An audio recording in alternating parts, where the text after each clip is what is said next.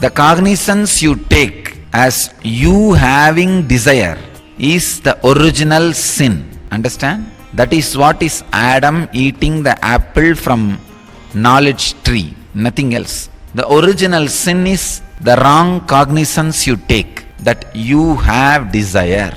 You need to sit and churn out all these truths, not just listening.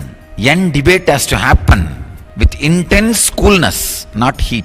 We are not interested in hot debates, no. We are interested in cool debates.